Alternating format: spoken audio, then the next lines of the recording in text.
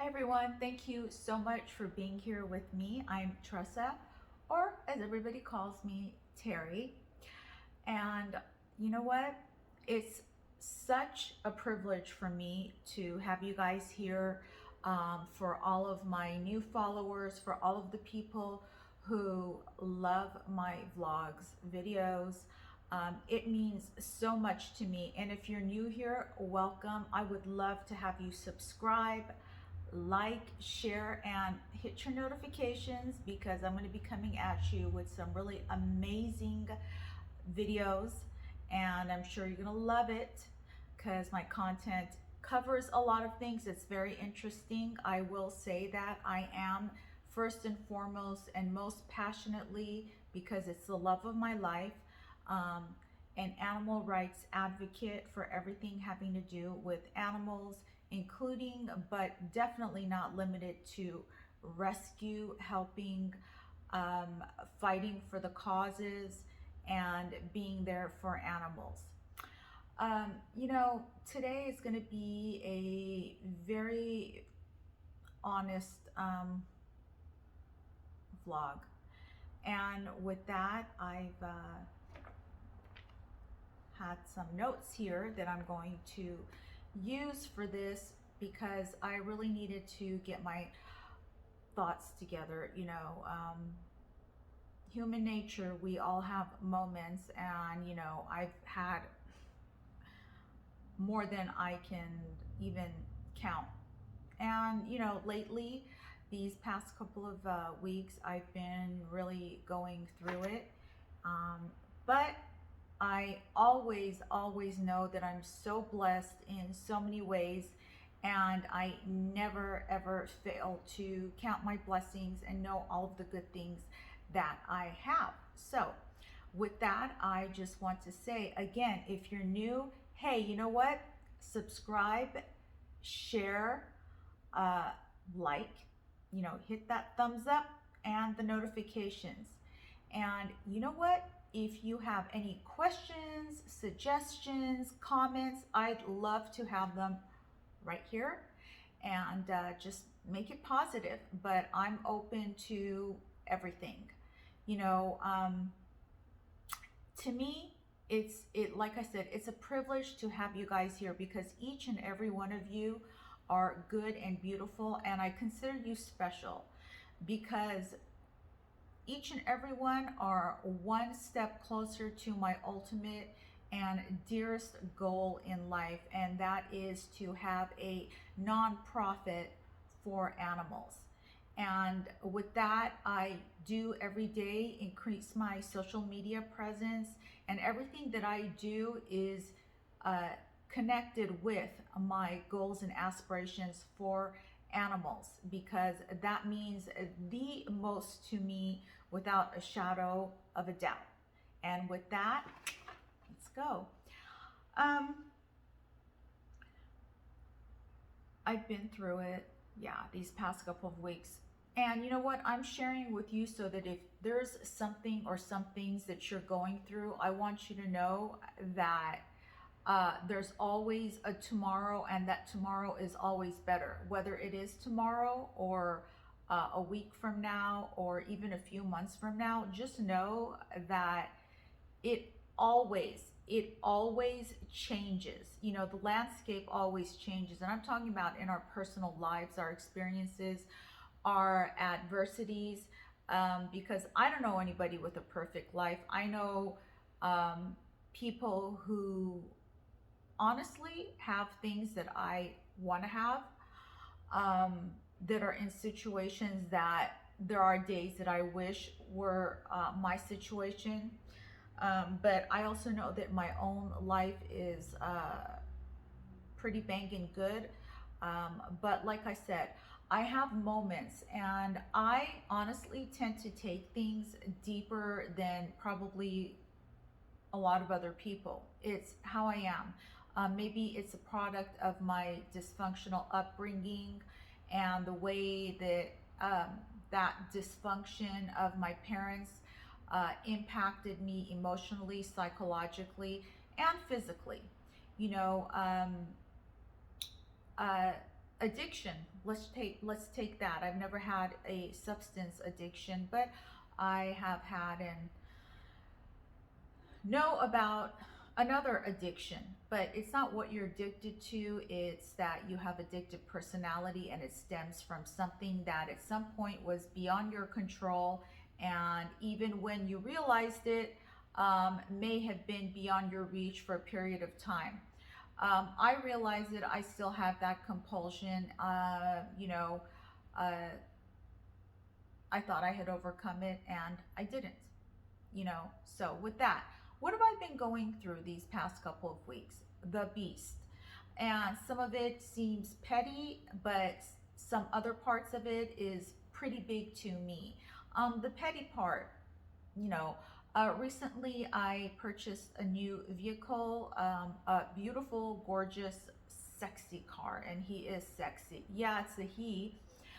But as human nature has it, the grass is always greener over there. So, you know, I change my mind a lot, and I have a lot of these, I realize it.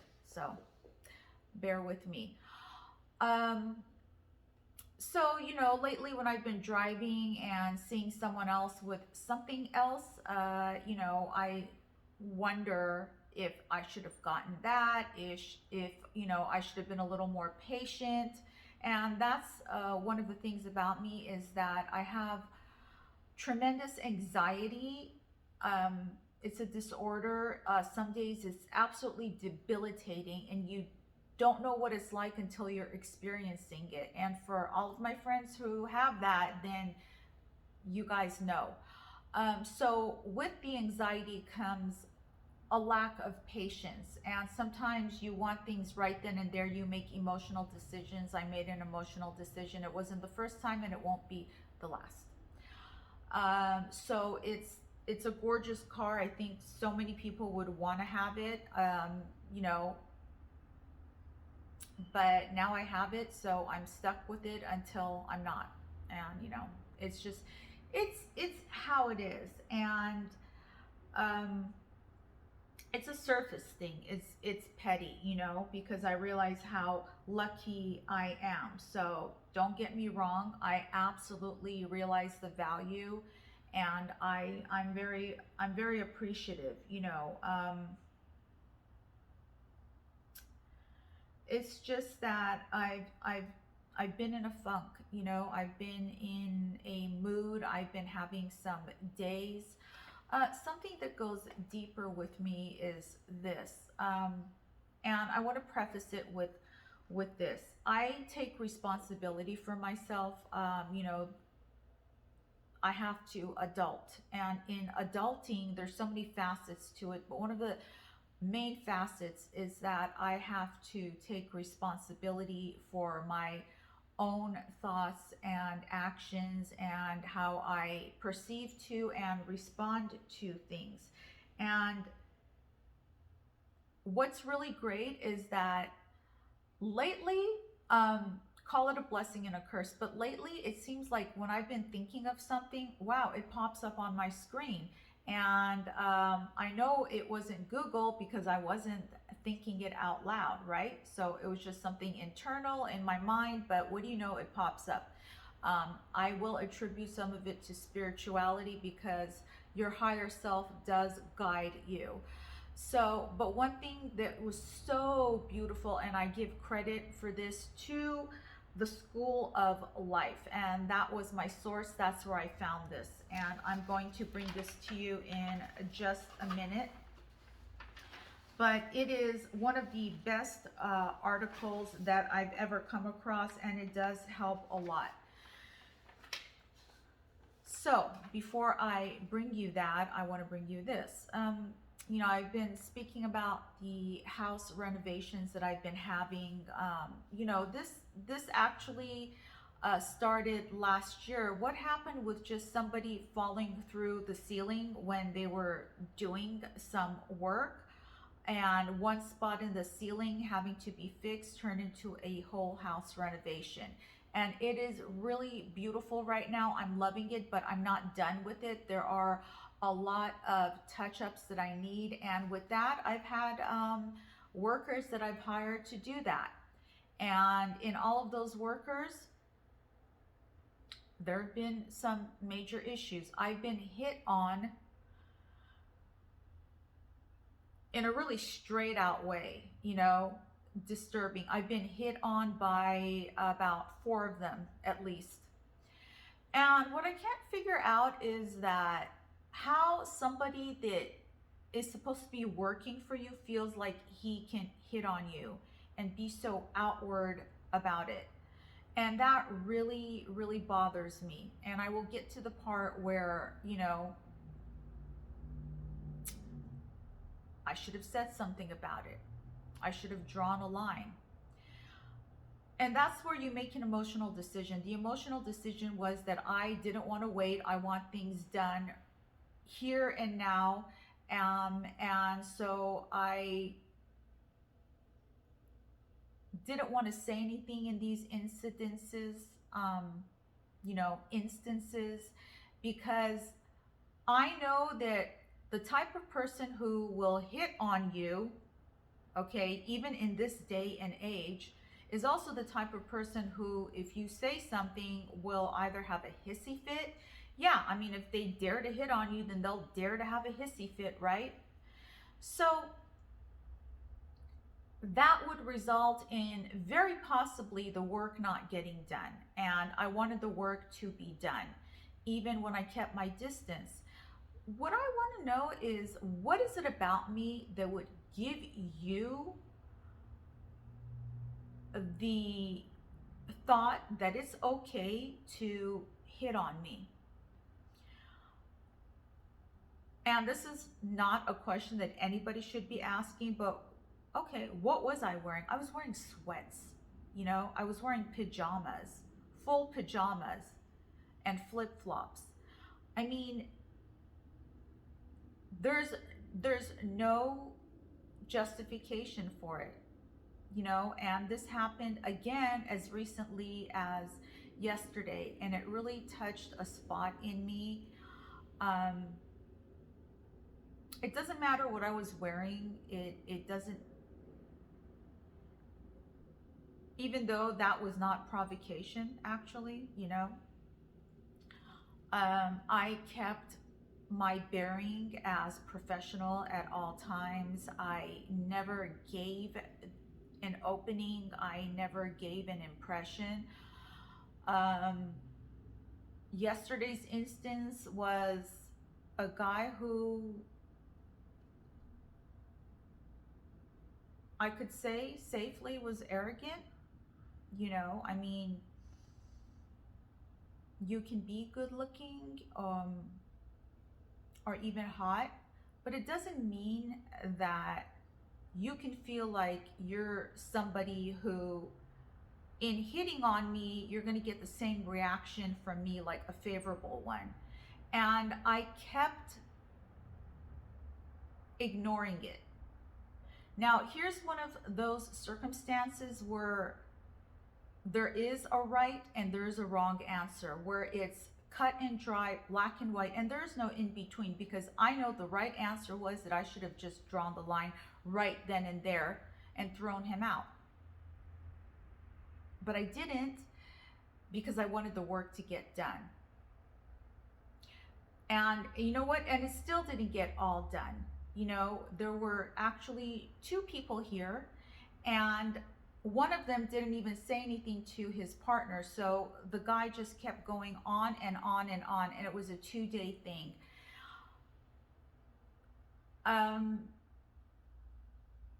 You know, I'm someone who's been put through childhood molestation. I've been through a lot. You know, it was my mother's boyfriend. And my mother knew about it at the time. In fact, my family knew about it at the time. My father knew about it. He was in another state. We were in Portland, Oregon, and he knew about it in California. And I know he knew because he told me some years later. and he never did anything about it. And of course, my mother never did anything about it because she's an underhanded, raging psychopath who's become more so during the years, because those personality disorders never change except to become worse. So I never felt that I had anybody that I could go to with it because nobody would help me or support me. And I feel like some of those patterns continue, like yesterday, like these past few months, not just with that guy yesterday, but with ones before him. And as a result of things that happened in my childhood, I have compulsions. And so it's definitely an issue. And I just really went through it last night. I haven't slept. Uh, you know,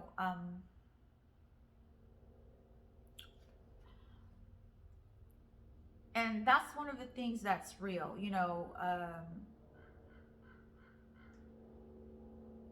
Thinking about, did you get the right car or not? Did you get the right pair of jeans or not? How does my hair look today? Those things are petty, but if they're an issue for you, they're an issue for you. You work through what you come to realize over the years, and you get to know yourself better, and you work through things, and it's okay if you want to agonize over petty things. It's all right. You have to be patient with yourself, but there are bigger things like that. And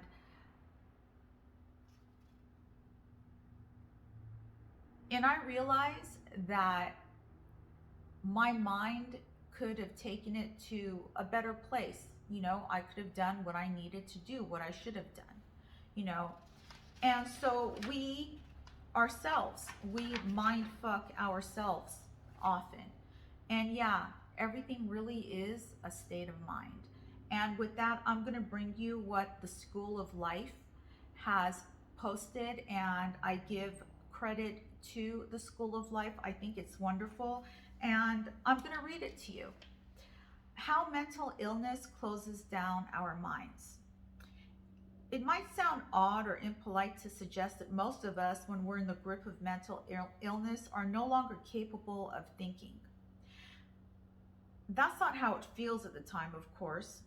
From the inside, our minds have probably never felt so busy and so focused. From the moment we wake up in panic and self-disgust, I call it self-loathing, we're ruminating, pondering, exploring all these catastrophic scenarios, scanning our past, attacking ourselves for what we've done and not done, questioning our legitimacy, talking to ourselves about how repulsive we are, paying attention to strange voices recommending that we're evil and sick and headed for the worst, and wondering how and whether we should punish ourselves.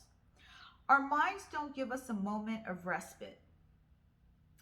We may rub our temples to cool it down, and when we eventually fall asleep, we're exhausted by the marathons our thoughts have run inside of us.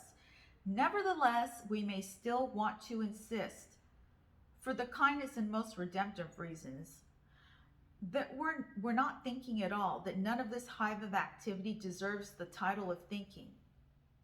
It is just illness. To be mentally ill is to be swamped by secretions of fear, self-hatred, despair, like that surging seawater through a pumping station control desk. They knock out all our faculties, all our normal ability to sensibly distinguish one thing from another, to find perspective, to weigh arguments judiciously, to see the wood for the trees, to correct, assess danger, to plan realistically for the future, to determine risks and opportunities, and most importantly, to be kind and generous to ourselves, and that's a big thing. None of these faculties function any longer when we're in the grip. It's a true nastiness to the illness. We're never nowhere alerted to our loss, and that's the loss of mindful thinking. We're both very ill and very unaware at the time. It looks as though we're continuing to think as we've always done with all the usual intelligence and reliability. but that we just have a lot more to worry about. Nowhere along the way does our mind generously tell us that it's begun to look at the reality through a distorted lens. And that's what it is. That at some point in the day, to all effects, our lenses stop working properly. No bells go off, no hazard lights start to finish. The mind merely insists that it's giving us all the normal readings, which it's not, and that we've objectively entered hell, and that's what it feels like. Yet the truth is that we've just lost command of about a third of our minds, and we're pulling together our ideas from the most degenerate, traumatized, unreliable, and I call it dysfunctional, and vicious aspects of ourselves. It's as if a group of terrorists have donned white coats and are impersonating prestigious scientists in order to lay out a set of vicious theories and prognosis that we believe.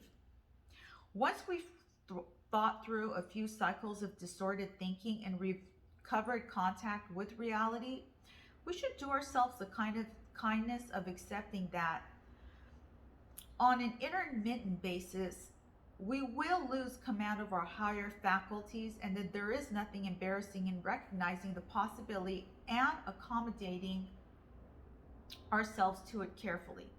This is the nature of illness around us, which we need to take the greatest care during. We should start to get better detecting when illness might be drawing in on us, because we don't get the warnings that we always should, and I added that myself. So, like it says, this is the true nature of an illness around us when we need to take the greatest care. We should start to get better detecting when illness might be drawing in on us, what triggers for it might be. Then, when it is upon us, we should do and decide nothing. Emotional decisions. We should take some time. We shouldn't start to send any emails, deliver judgment on our lives. We should, as much as possible, stop all mental activity and take a moment to rest, which I'm guilty of not doing. We might listen to music, have a long bath, watch something untaxing on television, which means even something silly if it gives us comfort. And I added that myself. Perhaps take a calming pill. Well, that's what it says here. Try a CBD bath. That's what I say. For the following paragraph, I've personally taken the liberty of adding a few vital changes, because originally the wonderful writer of this piece worded it as we should. So how I've worded it is, the following is something we should consider but not necessarily do, because not all of the people are going to have the following support of someone else. The following is merely something we should consider but not necessarily do if we don't feel comfortable with doing it. Again, if you don't have a support system or someone you can trust. Here's something that you might consider doing if you do have somebody. We might try to plug our brain into that of someone else to benefit from their greater powers of reason. We should have a trusted friend or therapist who we can call on at such moments and ask them if they might recalibrate and regulate our thoughts with an injection of their wisdom and insight. We should willingly put them in charge of determining how things are for us. And that's why I've added that it's important that you do this only if you have somebody that you trust and you're comfortable with. They should be allowed to tell us what we're worth, what we've done, what there is to worry about. And we should do our best to discount the contrary doom-laden signals that come from inside of us. We may have grown up with the idea that so long as we're conscious, our minds will be working optimally, and they're not. But mental illness teaches us a more complicated lesson. Our higher faculties, those that give us access to reality, are extremely vulnerable and perilously prone to shut down under the sway of our emotional complexities, which means distress, anxiety, pressure. And to do so without telling us. We should strive to become thinkers who recognize when they're no longer able to think. Thank you, School of Life. This is great. Wow, that was amazing. So here's this. We know this, but do we always think about it consciously and put it into practice? No, that's the reality of the situation. And even if you have somebody that you can trust, should you allow them to tell you your worth? I don't think so. With that part of it, I don't agree.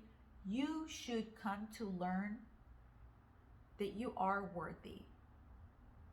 You know if you're a good person. And if you know you're a good person, then you're worthy of good things. And good things mean self-care.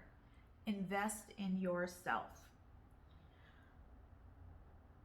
And I'm working on taking this article a little more to heart. And when those red lights don't come and I don't see the warning signs, now I have something to consider carefully, and so do you. Thank you, good and beautiful people, for being here with me. Thank you so much for your love, for following me, because each and every follower is a special one to me. Again, you get me closer to my goals and fulfilling my passions, which mean more than anything to me. And if you have an idea for helping, saving, rescuing animals, I'd love to know that too, down in the comments. Again, like, subscribe, and share, and I'll see you back here very soon. Have a great rest of the weekend. Bye.